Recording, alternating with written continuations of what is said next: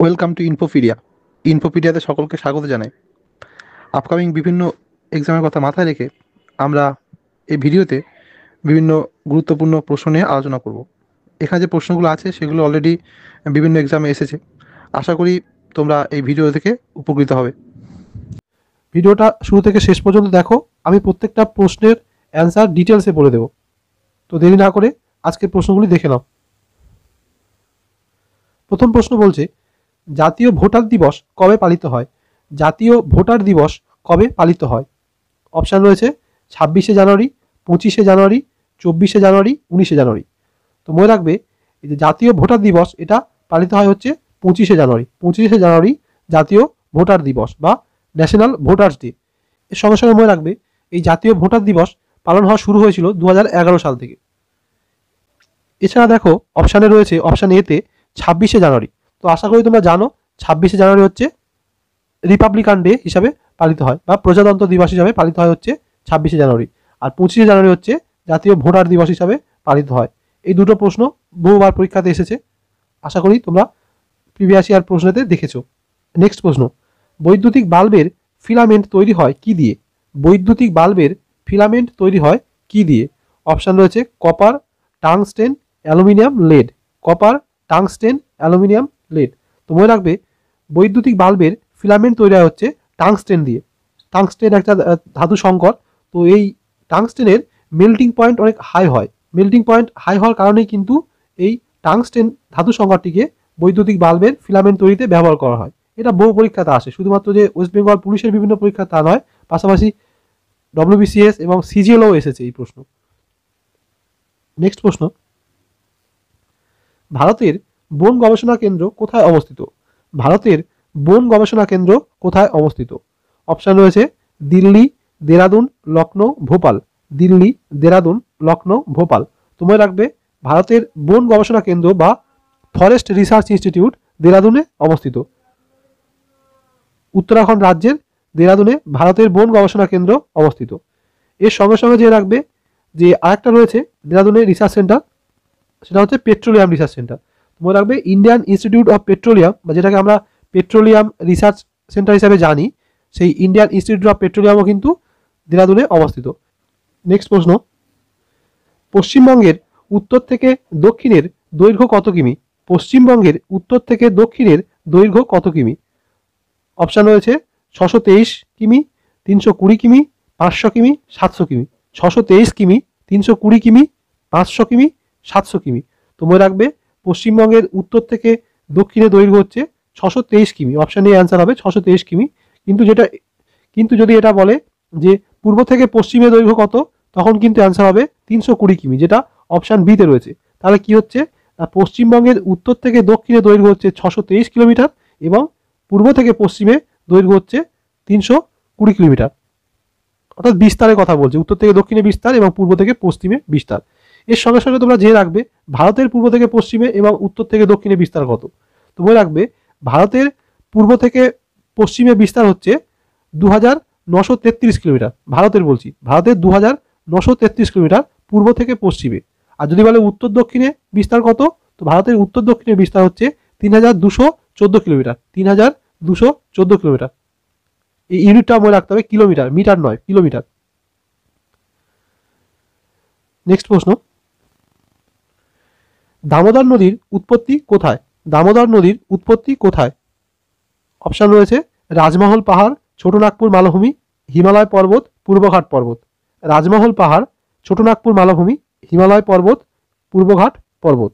তো মনে রাখবে, দামোদর নদীর উৎপত্তি হচ্ছে ছোটনাগপুরের মালভূমি। ছোটনাগপুর মালভূমি হচ্ছে দামোদর নদীর উৎপত্তিস্থল। যদি একদম অ্যাকুরেট বলতে হয় তো মনে রাখবে, ছোটনাগপুর মালভূমিতে একটা পাহাড় রয়েছে যার নাম হচ্ছে পালামৌ পাহাড় বা পালামৌ হিলস। ওই পালামৌ হিলস থেকে কিন্তু এই দামোদর নদীর অ্যাকচুয়ালি উৎপত্তি। তো এখানে যেহেতু অপশানে ছোটনাগপুর মালভূমি রয়েছে, তাই ছোটনাগপুর মালভূমি হবে। তোমরা জানো এছাড়া যে দামোদরকে বলা হয় পশ্চিমবঙ্গের বা বাংলার দুঃখ। এছাড়া আরেকটা নদীকে দুঃখ বলা হয়, যেটা হচ্ছে কোশি নদী। কোশি নদীকে বলা হয় বিহারের দুঃখ। এই দুটো বিষয় জেনে রাখবে। নেক্সট প্রশ্ন, ক্লোরোফিলে কোন ধাতু আছে? ক্লোরোফিলে কোন ধাতু আছে? অপশন রয়েছে লোহা, দস্তা, অ্যালুমিনিয়াম, ম্যাগনেসিয়াম। লোহা, দস্তা, অ্যালুমিনিয়াম, ম্যাগনেসিয়াম। এই প্রশ্নটা যতদূর সম্ভব WBCS অথবা ওয়েস্ট বেঙ্গল পুলিশের যে পরীক্ষা হলো প্রিলিমিনারি, সেখানে মনে হচ্ছে এসেছিল। তো মনে রাখবে ক্লোরোফিলে ম্যাগনেসিয়াম ধাতু থাকবে, ক্লোরোফিলে ম্যাগনেসিয়াম থাকে। তো অ্যাকচুয়ালি ক্লোরোফিল হচ্ছে একটা গ্রিন পিগমেন্ট, হ্যাঁ, যেটা প্ল্যান্ট বা অ্যালগি এগুলোতে দেখা যায়, এবং এটা এই ফটোসিনথেসিস যে প্রক্রিয়া, সেই প্রক্রিয়াটার জন্য খুবই প্রয়োজনীয়। ক্লোরোফিল না থাকলে ফটোসিনথেসিস প্রক্রিয়া হবে না। তো এই ক্লোরোফিলে ম্যাগনেসিয়াম ধাতু থাকে, মাথায় রাখবে, এটা পরীক্ষা আসে, বহুবার আসে। নেক্সট প্রশ্ন, ঔরঙ্গজেব কোন শিখ গুরুকে হত্যা করেন? ঔরঙ্গজেব কোন শিখ গুরুকে হত্যা করেন? আশা করি তোমরা জানো যে টোটাল 10টা শিখ গুরু রয়েছে, তার মধ্যে কোন শিখ গুরুকে ঔরঙ্গজেব হত্যা করেছিল। এখানে নামগুলো দেয়নি, এখানে পরপর ক্রম দিয়েছে, পঞ্চম, ষষ্ঠ, দশম, নবম। তো মনে রাখবে ঔরঙ্গজেব হত্যা করেছিল নবম শিখ গুরুকে, নবম শিখ গুরুকে। এবার তোমাকে জানতে হবে যে নবম শিখ গুরুর নাম কি ছিল। এখানে অপশানে নাম দেয়নি, কিন্তু অনেক সময় অপশানে নামই দেবে, বেশিরভাগ ক্ষেত্রেই অপশানে নাম দেবে।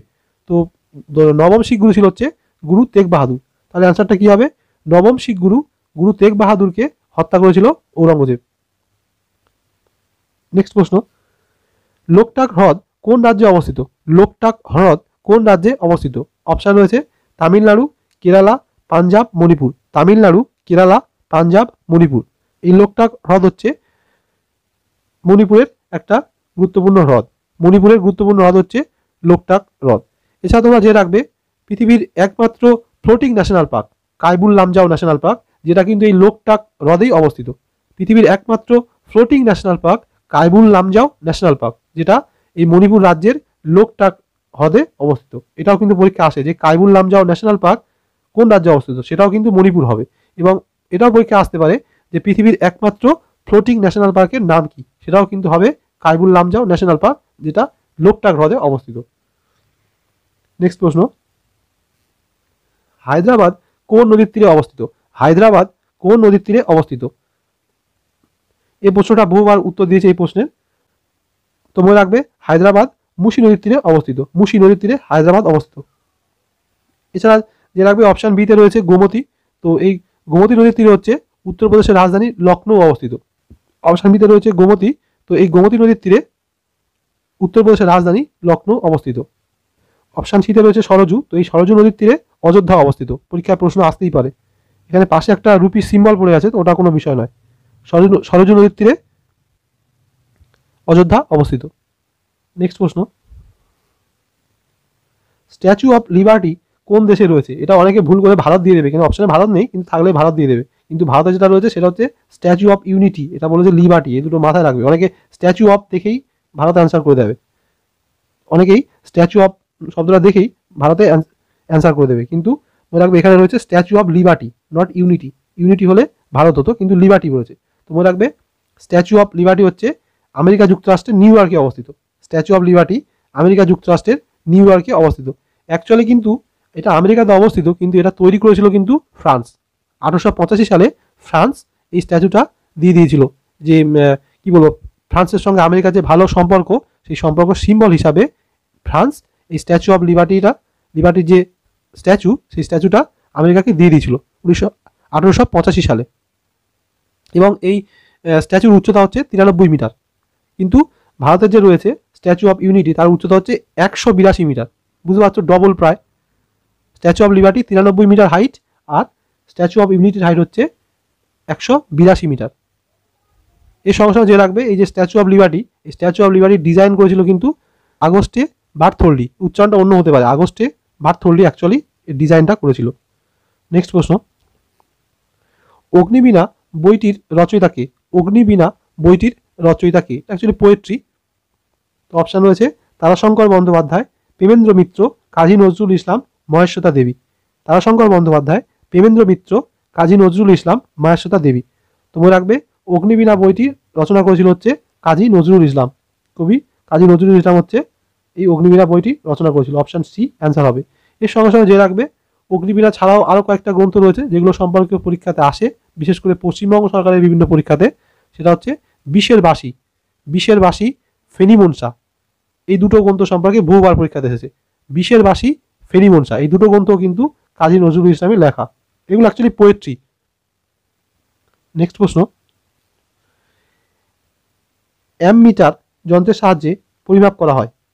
মানে অ্যামমিটার যন্ত্রের সাহায্যে কি পরিমাপ করা হয়, এটা অ্যামিমোমিটার হবে। অ্যামিমোমিটার যন্ত্রের সাহায্যে পরিমাপ করা হচ্ছে বৈদ্যুতিক প্রবাহ। মনে রাখবে বৈদ্যুতিক প্রবাহ পরিমাপ করা হচ্ছে অ্যামিমোমিটার যন্ত্রের সাহায্যে।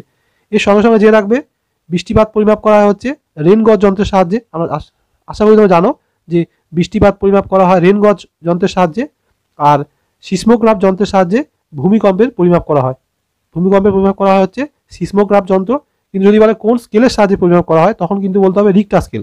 মানে ভূমিকম্প পরিমাপ করা হয় সিসমোগ্রাফ যন্ত্রের সাহায্যে, কিন্তু রিক্টার স্কেলে। আর যদি বলে বৃষ্টিপাত পরিমাপ করা হয় কিসের সাহায্যে, তখন অ্যান্সার আসবে রেন গজের সাহায্যে। আর অ্যামিওমিটারের সাহায্যে বৈদ্যুতিক প্রবাহ পরিমাপ করা হয়। তো এগুলো জানলেই হবে। নেক্সট প্রশ্ন, হর্ষচরিত কে রচনা করেন? হর্ষচরিত কে রচনা করেন? অপশন রয়েছে হর্ষবর্ধন, রবিকীর্তি, বাণভট্ট, হরিসেন। অনেকে কিন্তু এটা হর্ষচরিত দেখে, যারা পড়বে না তারা হর্ষচরিত দেখে হর্ষবর্ধন অ্যান্সার করে দেবে, হর্ষ হর্ষ মিল আছে, কিন্তু এটা অ্যাকচুয়ালি অ্যান্সার হবে বাণভট্ট। তো হর্ষচরিত রচনা করেছিল বাণভট্ট। তো এর সঙ্গে যে রাখবে এই বাণভট্ট কিন্তু হর্ষবর্ধনের কোর্ট পোয়েট। ঠিক আছে, রাজা যে হর্ষবর্ধন ছিল, সেই হর্ষবর্ধন রাজার কোর্ট পোয়েট হচ্ছে বাণভট্ট। এর সঙ্গে সঙ্গে যে রাখবে অপশান বিতে রয়েছে রবিকীর্তি। তো রবিকীর্তি হচ্ছে অ্যাকচুয়ালি যে চালুক্যরাজ দ্বিতীয় পুলকেশী ছিল, এই চালুক্যরাজ দ্বিতীয় পুলকেশীর সমাকবি হচ্ছে এই রবিকীর্তি, অপশান বিতে রয়েছে। এবং এই রবিকীর্তি হচ্ছে আইহোল প্রশস্তি রচনা করেছিল। আইহোল প্রশস্তি বা আইহোল ইনস্ক্রিপশন রচনা করেছিল রবিকীর্তি। এর সঙ্গে সঙ্গে এটাও যে রাখবে এই যে আইহোল প্রশস্তির কথা বলছি, এটা কিন্তু কর্ণাটক রাজ্যে অবস্থিত, বা কর্ণাটক রাজ্যে পাওয়া গেছিল বলতে পারো। কর্ণাটক রাজ্যে পাওয়া গেছিল এই আইহোল প্রশস্তি। তাহলে এতগুলো বিষয় তোমাদেরকে জানতে হবে, এগুলো পরীক্ষাতে আসে, হিস্ট্রি পরীক্ষার জন্য খুবই ইম্পর্টেন্ট। তো তাহলে কি হলো, বাণভট্ট হর্ষচরিত রচনা করেছিল, আর রবিকীর্তি হচ্ছে অপশন বিতে রয়েছে রবিকীর্তি। রবিকীর্তি হচ্ছে আইহোল প্রশস্তি রচনা করেছিল। রবিকীর্তি হচ্ছে চালুক্যরাজ দ্বিতীয় পুলকেশীর কোর্ট পোয়েট। রবিকীর্তি হচ্ছে চালুক্যরাজ দ্বিতীয় পুলকেশীর কোর্ট পোয়েট। আর বাণভট্ট হচ্ছে হর্ষবর্ধনের কোর্ট পোয়েট, রাজা হর্ষবর্ধনের কোর্ট পোয়েট। নেক্সট প্রশ্ন, হুতুম প্যাঁচা ছদ্মনামে কে সাহিত্য রচনা করতেন? হুতুম প্যাঁচা ছদ্মনামে কে সাহিত্য রচনা করতেন? তো আশা করি তোমরা জানো, এটা হুতুম প্যাঁচা ছদ্মনামে সাহিত্য রচনা করতে হচ্ছে কালীপ্রসন্ন সিংহ। হুতুম প্যাঁচা ছদ্মনামে লিখতে হচ্ছে কালীপ্রসন্ন সিংহ। এর সঙ্গে সঙ্গে যে রাখবে অপশন বিতে রয়েছে প্রেমেন্দ্র মিত্র। প্রেমেন্দ্র মিত্রের ছদ্মনাম হচ্ছে কৃত্তিবাস। প্রেমেন্দ্র মিত্র তার ছদ্মনাম হচ্ছে কৃত্তিবাস। বিখ্যাত সব এক একজন সাহিত্যিক, নারায়ণ গঙ্গোপাধ্যায়, প্রেমেন্দ্র মিত্র, কালীপ্রসন্ন সিংহ, শীর্ষেন্দু মুখোপাধ্যায়, বিখ্যাত সাহিত্যিক। এছাড়া এর সঙ্গে যে রাখবে শীর্ষেন্দু মুখোপাধ্যায়ের যে ছদ্মনাম সেটা হচ্ছে চন্দ্রহাস। শীর্ষেন্দু মুখোপাধ্যায়ের ছদ্মনাম হচ্ছে চন্দ্রহাস। আর প্রেমেন্দ্র মিত্রের ছদ্মনাম হচ্ছে কৃত্তিবাস। আর কালীপ্রসন্ন সিংহ হচ্ছে, কালীপ্রসন্ন সিংহের ছদ্মনাম হচ্ছে হুতুম প্যাঁচা। এগুলো জেনে রাখবে, পরীক্ষাতে আসে।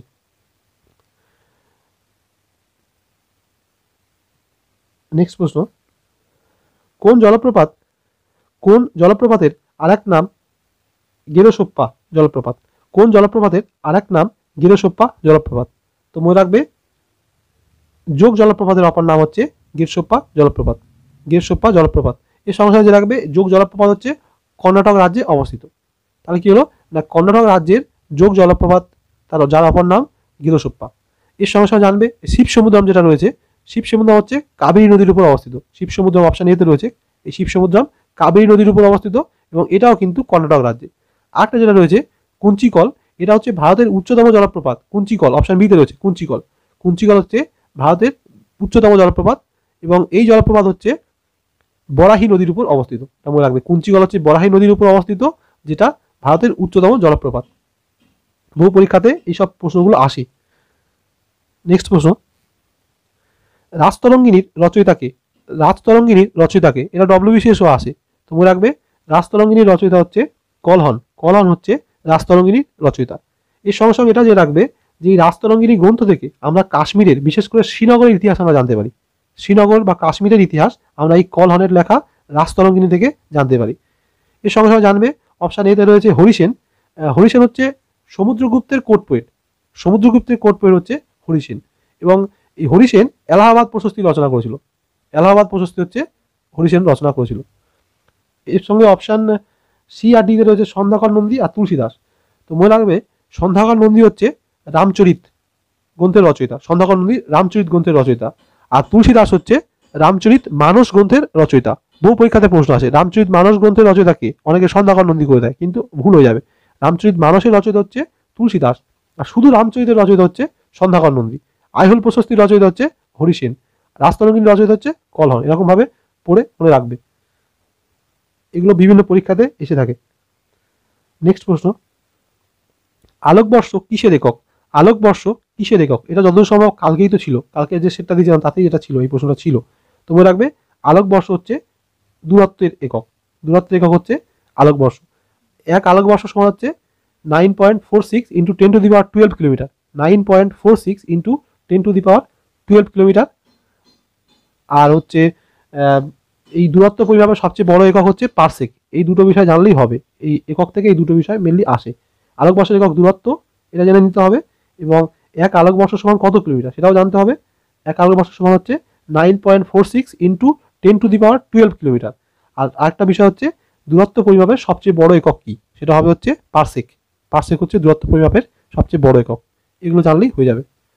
নেক্সট প্রশ্ন, বাগদাদ শহরটি কোন নদীর তীরে অবস্থিত? বাগদাদ শহরটি কোন নদীর তীরে অবস্থিত? এটা ওয়ার্ল্ড জিওগ্রাফির প্রশ্ন। তুমি রাখবে বাগদাদ শহরটি হচ্ছে টাইগ্রিস নদীর তীরে অবস্থিত। টাইগ্রিস নদীর তীরে বাগদাদ শহরটি অবস্থিত। হিস্ট্রিতে ইম্পর্টেন্ট খুবই। তো এই যে টাইগ্রিস নদী বা যদি বলি বাগদাদ শহর, তুমি রাখবে এই বাগদাদ যে শহরটা, এই বাগদাদ শহরটা হচ্ছে ইরাকের রাজধানী। বাগদাদ শহর হচ্ছে ইরাকের রাজধানী। তো যখন রাজধানীর কথা বললাম যে ইরাকের রাজধানী বাগদাদ, তখন তোমাকে জেনে নিতে হবে যে ইরাকের মুদ্রার নাম কি। তোমরা রাখবে ইরাকের মুদ্রার নাম হচ্ছে ইরাকি দিনার। এগুলো জেনে রাখতে হবে। বাগদাদ শহরটি হচ্ছে ইরাকের রাজধানী, ইরাকের মুদ্রা হচ্ছে ইরাকি দিনার, আর এই বাগদাদ শহরটি হচ্ছে টাইগ্রিস নদীর তীরে অবস্থিত।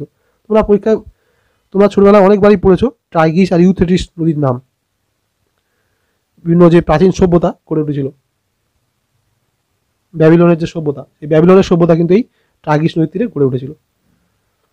নেক্সট প্রশ্ন, কোন নদীকে ত্রাসের নদী বলা হয়? কোন নদীকে ত্রাসের নদী বলা হয়? খুব সহজ প্রশ্ন, তো আমি সহজ করে বলে দিচ্ছি। তো ত্রাসের নদী বলা হয় হচ্ছে তিস্তা নদীকে। তিস্তা নদীকে বলা হয় হচ্ছে ত্রাসের নদী। এর সঙ্গে যে রাখবে তিস্তা নদী হচ্ছে পশ্চিমবঙ্গের যে উত্তরের পার্বত্য অঞ্চল সেটাকে দুটি ভাগে ভাগ করেছে। তিস্তা নদী উত্তরের পার্বত্য অঞ্চলকে দুটি ভাগে ভাগ করেছে, একদিকে তরাই আর একদিকে ডুয়ার্স।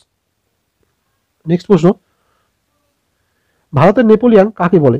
ভারতের নেপোলিয়ান কাকে বলে? এই প্রশ্নের উত্তর বলার আগে আমি একটা কথা বলে দিই, এটা ভারতের নেপোলিয়ান না বলে যদি বলা হতো যে ফ্রান্সের সমুদ্রগুপ্ত কাকে বলে, তাহলে আমি বেশি খুশি হতাম। কারণ সমুদ্রগুপ্ত আগে, নেপোলিয়ান পরে, ঠিক আছে? তো সমুদ্রগুপ্তের কাজের সঙ্গে নেপোলিয়ানের কাজের তুলনা হবে। নেপোলিয়ানের কাজের সঙ্গে কেন সমুদ্রগুপ্তের কাজের তুলনা হবে? নেপোলিয়ান তো আগে করেনি, কাজটা করেছে আগে সমুদ্রগুপ্ত। তোমরা রাখবে ভারতের নেপোলিয়ান বলা হয় হচ্ছে সমুদ্রগুপ্ত। সমুদ্রগুপ্তকে ভারতের নেপোলিয়ান বলা হয়। তো আমি এটা খুব বিরোধী, আমি এটা মনে করি যে ফ্রান্সের সমুদ্রগুপ্ত কাকে বলে, এটা কোশ্চেন করলে বেশি ভালো হতো। তোমরা এটা ভেবে দেখো না যে সমুদ্রগুপ্ত আগে কাজ করেছে, সেই আগের কাজকে তুলনা করা হচ্ছে পরের কাজের সঙ্গে, নেপোলিয়ানের কাজের সঙ্গে। এটা ঠিক নয়। নেক্সট প্রশ্ন, পানিপথের তৃতীয় যুদ্ধ কত সালে হয়? পানিপথের তৃতীয় যুদ্ধ কত সালে হয়? তোমরা রাখবে পানিপথের তৃতীয় যুদ্ধ হয়েছিল হচ্ছে 1761 সালে।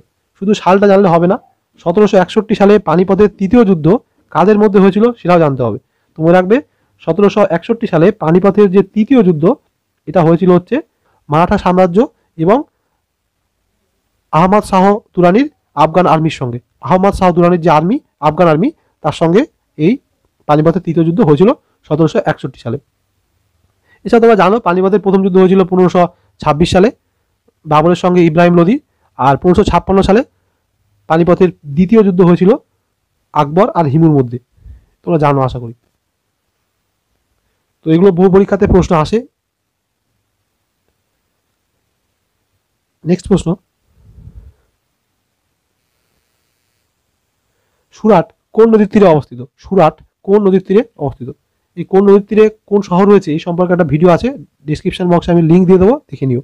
তো সহজ কথায় সুরাট হচ্ছে তাপ্তি নদীর তীরে অবস্থিত। সুরাট তাপ্তি নদী, লখনৌ গোমতী নদী, অযোধ্যা সরজু নদী, হায়দ্রাবাদ মুসি নদী। চারটে জেনে নাও, চারটে অপশান আছে, চারটে অপশানের কি কি অ্যান্সার আমি বলে দিচ্ছি। সুরাট হচ্ছে তাপ্তি নদীর তীরে অবস্থিত, লখনৌ হচ্ছে গোমতী নদীর তীরে অবস্থিত, অযোধ্যা হচ্ছে সরজু নদীর তীরে অবস্থিত, আর হায়দ্রাবাদ হচ্ছে মুসি নদীর তীরে অবস্থিত। আর এই প্রশ্নটা কখনোই থাকবে না সেটি জেনে নাও।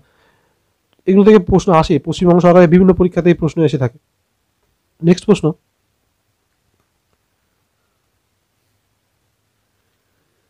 ভারতের ম্যাকিয়াভেলি কাকে বলে? ভারতের ম্যাকিয়াভেলি কাকে বলে? ভারতের ম্যাকিয়াভেলি বলা হচ্ছে চাণক্যকে। অপশন বি, চাণক্যকে বলে ভারতের ম্যাকিয়াভেলি। এর সঙ্গে সঙ্গে যে রাখবে, চাণক্যের আরো দুটো অন্য নাম রয়েছে। একটা হচ্ছে কৌটিল্য, আশা করি তোমরা জানো, আর একটা হচ্ছে বিষ্ণুগুপ্ত। এইটা সবচেয়ে বেশি পরীক্ষা আসে, যে কৌটিল্য যিনি অর্থশাস্ত্র গ্রন্থ লিখেছিল তার প্রকৃত নাম কি? কৌটিল্য যিনি অর্থশাস্ত্র গ্রন্থ লিখেছিল তার প্রকৃত নাম কি? তখন অ্যান্সার হবে কিন্তু বিষ্ণুগুপ্ত। এটা মাথায় রেখে দেবে, এটা কিন্তু পরীক্ষা আসে। তো এই চাণক্য বা কৌটিল্য বা বিষ্ণুগুপ্তকে বলা হচ্ছে ভারতের ম্যাকিয়াভেলি। নেক্সট প্রশ্ন, সত্যমেব জয়তে কথাটি কোন গ্রন্থ থেকে নেওয়া? সত্যমেব জয়তে কথাটি কোন গ্রন্থ থেকে নেওয়া? তো মনে রাখবে, সত্যমেব জয়তে কথাটি নেওয়া হচ্ছে মুন্ডক উপনিষদ থেকে। অপশন বি অ্যান্সার হবে, কিন্তু এখানে এটা সরে যাওয়ার কারণে এটা অপশন এ হয়ে গেছে, কিন্তু অ্যাকচুয়াল অ্যান্সার হবে অপশন বি, মুন্ডক উপনিষদ। এটা মাথায় রাখবে, সত্যমেব জয়তে কথাটা নেওয়া হয়েছে মুন্ডক উপনিষদ থেকে। এর সঙ্গে সঙ্গে তোমরা জেনে রাখবে, এই যে সত্যমেব জয়তে, এটা হচ্ছে ভারতের ন্যাশনাল মোটো। ভারতের বা আমাদের ন্যাশনাল মোটো হচ্ছে সত্যমেব জয়তে। এবং যে আমাদের যে ন্যাশনাল এমব্লেম রয়েছে তার তলায় কিন্তু এটা লেখা রয়েছে সত্যমেব জয়তে। ন্যাশনাল এমব্লেম যে রয়েছে তার তলায় এই সত্যমেব জয়তে লেখাটা রয়েছে। অশোক স্তম্ভ যে আমাদের ন্যাশনাল এমব্লেম, তার নিচে লেখা আছে সত্যমেব জয়তে। এটা নেওয়া হয়েছে মুন্ডক উপনিষদ থেকে। এটা তোমরা কারেকশন করে নিও, মনে রেখো, তাহলেই হবে। নেক্সট প্রশ্ন, এটাই আজকের শেষ প্রশ্ন। পরের দিন এরকম আরও ভিডিও দেবো। এই ভিডিও সিরিজ চলতেই থাকবে, প্রত্যেক দিন দুপুর 12টায় এই ভিডিও সিরিজের ভিডিও তোমরা পাবে। কি বলছে, ভারতের বৃহত্তম হিমবাহ কোনটি? ভারতের বৃহত্তম হিমবাহ কোনটি? এটা খুব সহজ প্রশ্ন, কিন্তু বহু পরীক্ষাতে আসে। তোমরা রাখবে, ভারতের বৃহত্তম হিমবাহ হচ্ছে সিয়াচেন হিমবাহ, এবং এটা হচ্ছে পৃথিবীর সর্বোচ্চ ব্যাটেল ফিল্ড, সিয়াচেন হিমবাহ। ঠিক আছে, তো সিয়াচেন, এর সঙ্গে আরেকটা প্রশ্ন আসে যে সিয়াচেন হিমবাহ কোন মাউন্টেন রেঞ্জে অবস্থিত? তো মনে রাখবে, সিয়াচেন হিমবাহ হচ্ছে কারাকোরাম রেঞ্জে অবস্থিত। তাহলে কী হবে অ্যান্সারটা? না, কারাকোরাম রেঞ্জে অবস্থিত সিয়াচেন হচ্ছে ভারতের বৃহত্তম হিমবাহ। আশা করি এইসব প্রশ্ন থেকে তোমরা উপকৃত হবে, এবং এখান থেকেই প্রশ্ন কিন্তু আপকামিং এক্সামে আসবে। তো আশা করি ভিডিও থেকে তোমরা উপকৃত হবে। ধন্যবাদ।